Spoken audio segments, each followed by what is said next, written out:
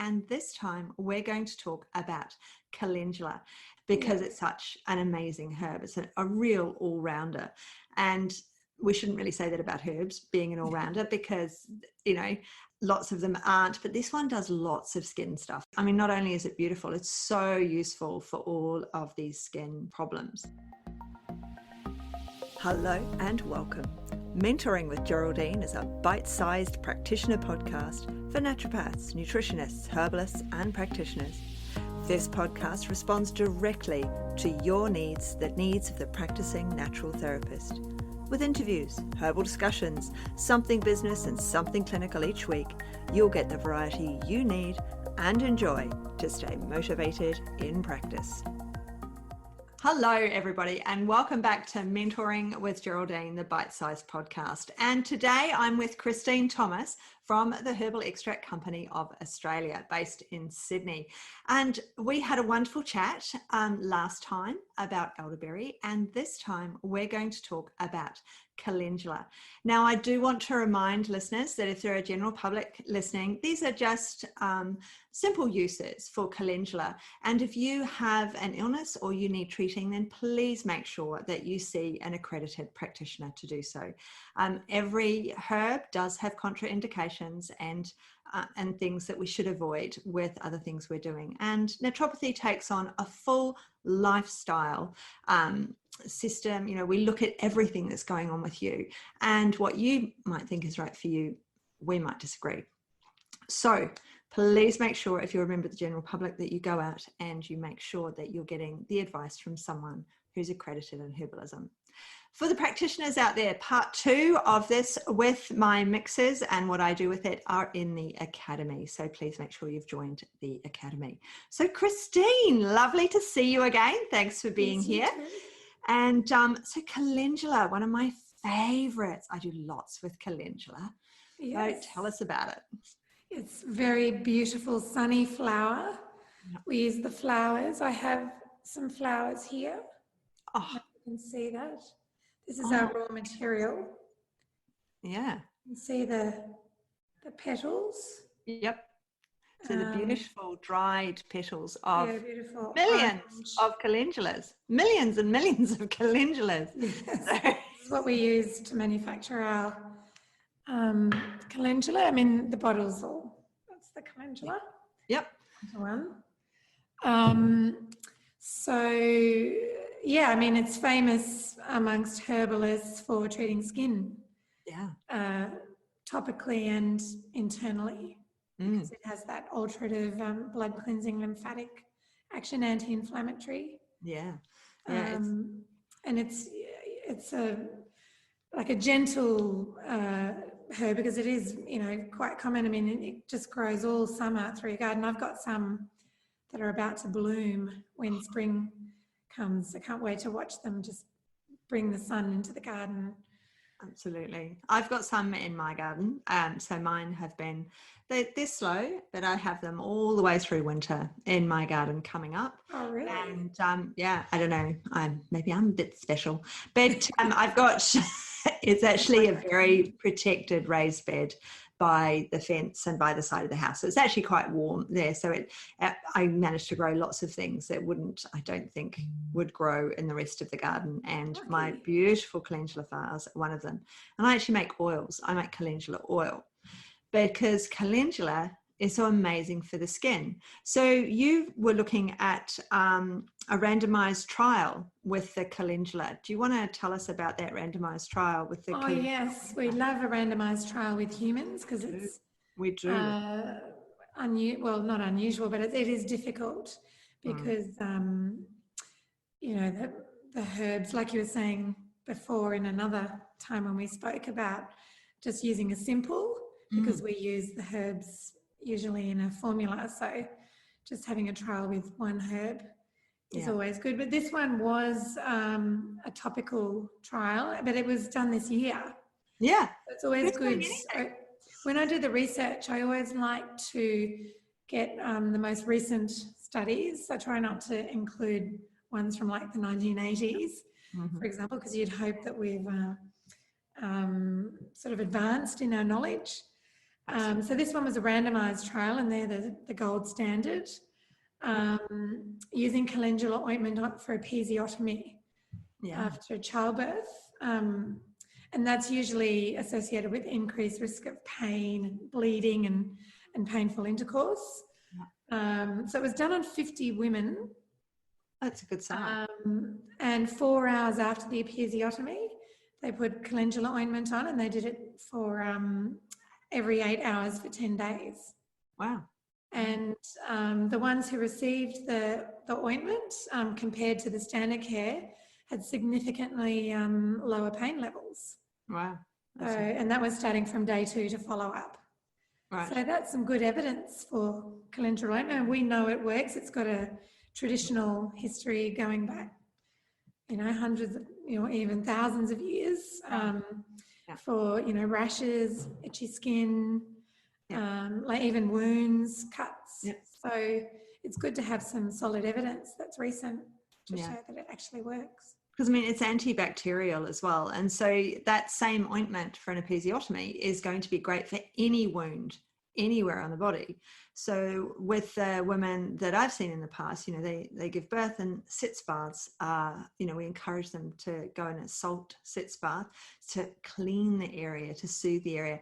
And calendula is always one of the herbs that I get them to put in the sitz bath, a very low amount. But as an ointment, you've got all that soothing, all that moisture. So if it's area, it has to be clean.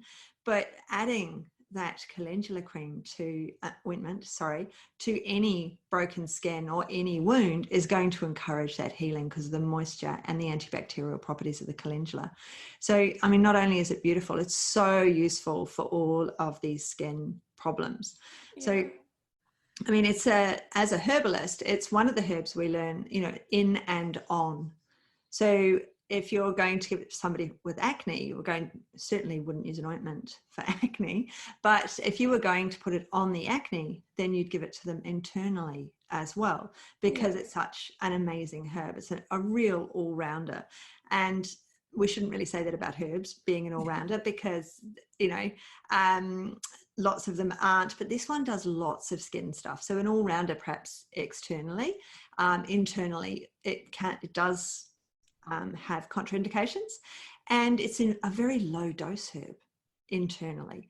So, and these are things that we need to remember as herbalists, but as a member of the general public, if you're listening, then you need to see a practitioner if you're going to take this internally.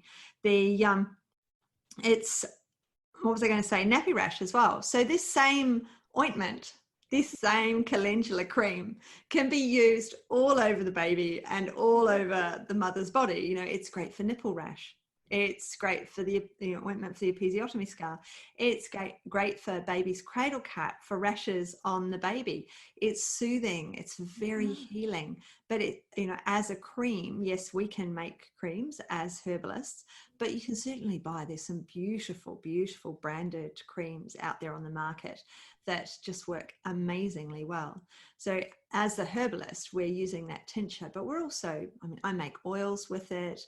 We use it in so many, many ways. And your tincture is beautiful. It's very clear, your calendula. And those beautiful petals that we just saw, it's another one. And all those petals collected.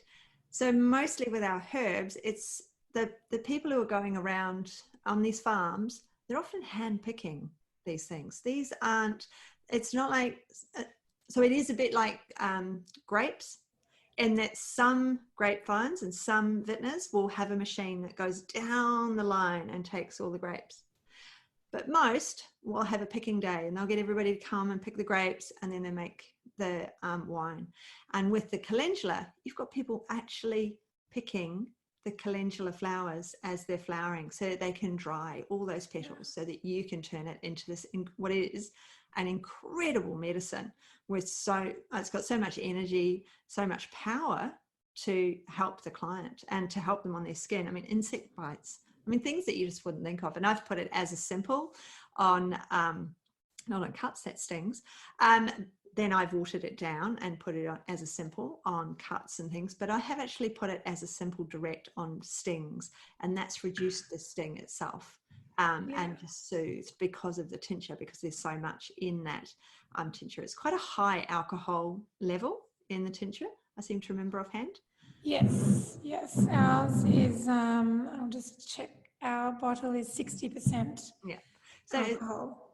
but I mean, you're only using a tiny bit. You actually only need a very tiny bit. So yeah, usually this one's a higher ethanol because, and when the people are picking it, and you'll notice on your flowers at home, there's a resin.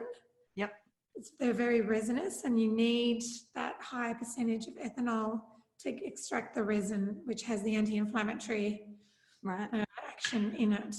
Yeah. And I can show you as well. This is the finished product. So oh, wow. it's got a, I don't know, you can see the colour there. Oh, look, and you can see almost the resin as it swirls in the glass. So, and the colour. Yeah, it's just an amazing yellow. So we've gone from that brown in the bottle, and you can see the yellow around the glass, and then we've got that incredible yellow once it's mixed with water, and it looks stunning. It's very and vital. it does, and it looks like the flowers. It's the same yellow as the flowers once it comes out, even though it's in a brown bottle and it's a brown liquid inside that bottle. Once we mix it with water, we can really see that incredible mustard yellow color of the calendula flower. It's just incredible. Yeah, exactly. And yeah, we're just reminding with the nappy rash, I've got twins who are 9 now, but I used it all the way through just on their bottoms. I mean, they didn't really get nappy rash, but now they call calendula bum cream because we're still using it, like you said, on like bites or any sort of, itch, or it's sort of all through childhood. It's a great first aid remedy, basically. It's a great first aid remedy. A friend of mine, this is quite a long time ago here in South Australia, we had a hosepipe ban. Now, everybody is used to having hosepipe bans wherever they are, but we were going through a massive drought at the time. So people in drought-ravaged areas will know exactly what I'm talking about. It's not just a hosepipe ban. It's like you can have a cup of tea and leave it at that kind of thing. And she was selling her house. And so she had to water the garden, but she didn't want anyone to see her water the garden. So she was going out in the early hours of the morning and watering her roses and the edge of her garden. She'd given up on the grass. We'd all given up on the grass, but she was trying to make sure that the flowers stayed alive.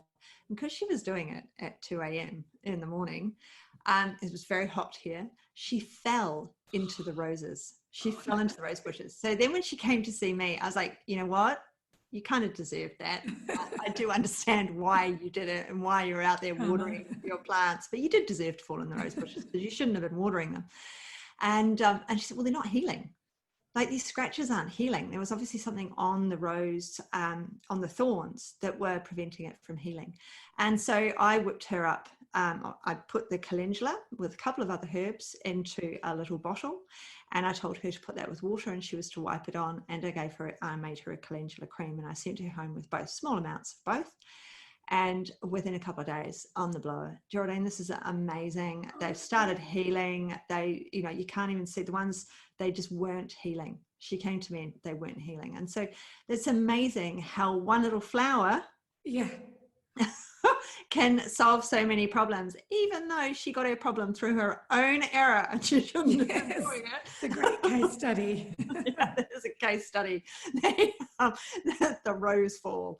But it is an absolutely incredible flower, and it's used in very low dosages, and we use it for lots and lots of things, and really skin focused, repair focused, but it's full of those antioxidants. I certainly wouldn't take a sip of that glass of calendula that you've just put it into, like sit there and drink it, because it is strong. It has a strong affinity with and it isn't something that you'd rush out to start taking unless you needed it. And that's why you need your own herbalist.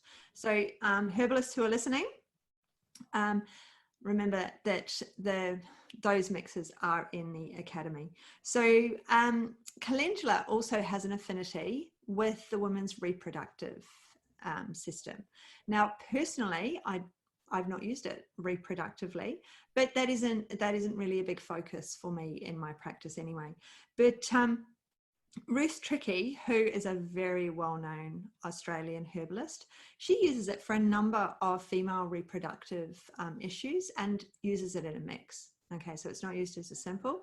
So don't be thinking to yourselves, if you're a member of the public and you're listening, that you can just rush out and buy some. Please don't do that. Please go and see a herbalist. Because she uses it for relieving menstrual cramps along with cramp bark. I mean, that's amazing, because I would never have thought to do that. I would never have thought, calendula would not have been the top of my mind for that.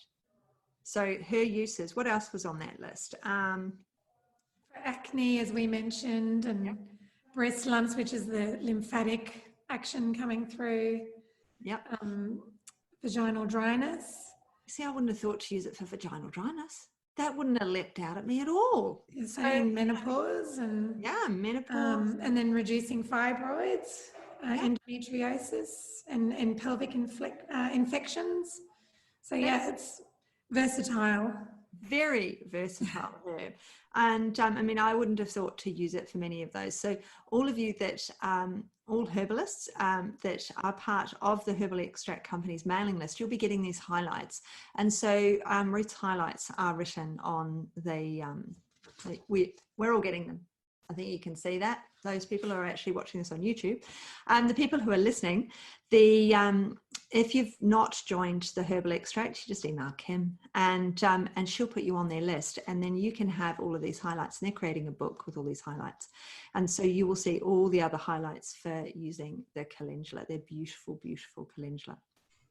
So with the highlights, I usually try to, if there's any recent studies, I'll include them. Any sort of uses from naturopathic clinicians who are well known, using, and then any sort of interesting facts, like you said, that maybe you wouldn't have thought of using it for. Yeah. So, they're sort of different to a monograph, which is plant biography. I just try and sort of highlight, the reason why they're called highlights, but certain little bits of information, and they come with references as well. So if anyone has any questions, we can send the references through. Yep. They're amazing. I'm loving the highlights, and there've been lots of comments in the practitioner groups about the highlights and how much everyone's enjoying them, because we do forget, we do get into a system of using just that for that one thing. So, calendula always leaps to mind for skin, and so you rush to give it for skin. And then here are Ruth Tricky's uses, which aren't my uses, but now I will start to think of those and think, oh, let me go and look that up. Would I use that? Is this the right, is this how I need it, where I need it? And I've got more resources yet again. So it's absolutely fabulous getting these highlights, and we're all loving them. Thank you very much, Christine. And I think because they're short, because monographs are very long and they can have, they're kind of there as background information, but there's a lot of information in there. And I think these are popular because they don't take very long to read. So it just pulls out all the interesting information from a monograph, really. Yeah. I mean, they're interesting and they're really up to date. So it's fabulous. I mean, a 2020, piece of research. There's not a lot happening in 2020. No. All the terrible things that are happening in 2020. It was in May. In May. So May was a good month, normally. Yeah. There was something happening in May. Research was happening in May. Yeah. So, yes, absolutely. I mean, babies kept being born, didn't they? They do. Babies do keep being born, and there's probably going to be a bit of a rush of them towards the end of the year as well, I would think, after all the lockdowns. Exactly. So thank you very much, Christine, for talking with us again about this beautiful, beautiful herb. And just a reminder if you're a member of the general public, it's wonderful, and we're so grateful that you're here and listening to us, but please make sure that you have a practitioner to support your needs and don't take your health into your own hands just too much. All right. Thank you very much again for being here with us, Christine, and we'll see you very soon. Yes, see you next time. Thanks so much for joining me today. Don't forget to rate, review, and subscribe to the podcast for the weekly episodes. If you'd like even more support and learning, then the Academy is for you. Here you'll find part 2 of the herbal discussions, more clinical learning, and case studies to support your clients in practice. Bye for now.